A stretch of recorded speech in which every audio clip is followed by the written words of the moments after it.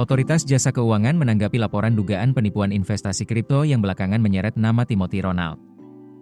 Saat ini, OJK tengah melakukan penelaahan mendalam dan telah masuk tahap pendalaman awal.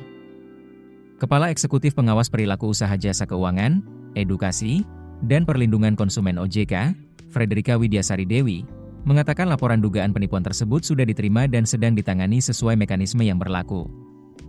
Namun, OJK belum dapat mengungkapkan detail proses pemeriksaan kepada publik.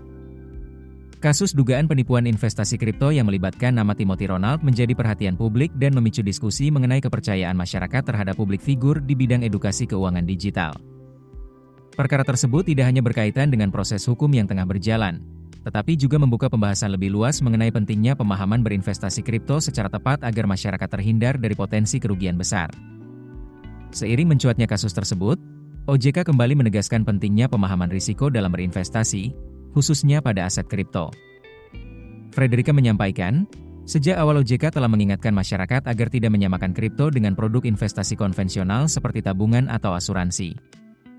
Menurutnya, kripto memiliki karakteristik pasar tersendiri. Bahkan, sebelum pengawasan aset kripto dialihkan ke OJK, jumlah investornya sudah sangat besar. Aset kripto pada dasarnya ditujukan bagi investor yang telah memiliki pemahaman mendalam mengenai investasi dan risiko yang menyertainya. Ia menegaskan, kripto bukan instrumen investasi untuk pemula.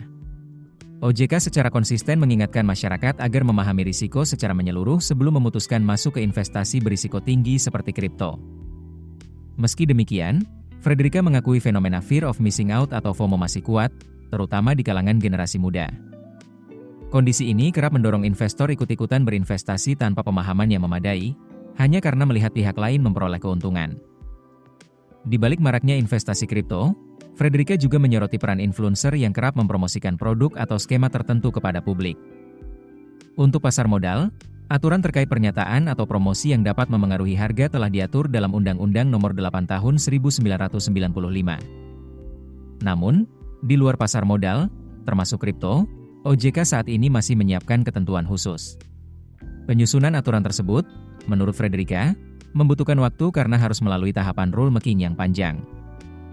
Frederika mengakui edukasi dan literasi keuangan tidak selalu memberikan dampak instan dan tidak mudah diukur secara langsung. Meski begitu, OJK terus mendorong berbagai program literasi, termasuk melalui survei nasional literasi dan inklusi keuangan yang dilakukan setiap tahun. Ia menilai hasil survei tersebut menunjukkan adanya peningkatan pemahaman masyarakat dari waktu ke waktu, salah satunya melalui meningkatnya kesadaran terhadap berbagai modus penipuan atau skema investasi ilegal. Keputusan bisnis terbaik datang dari data, bukan tebakan.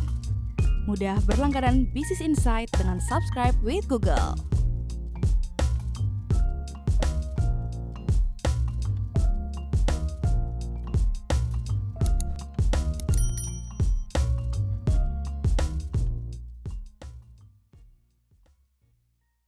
Download aplikasi Kontan sekarang di App Store atau Play Store.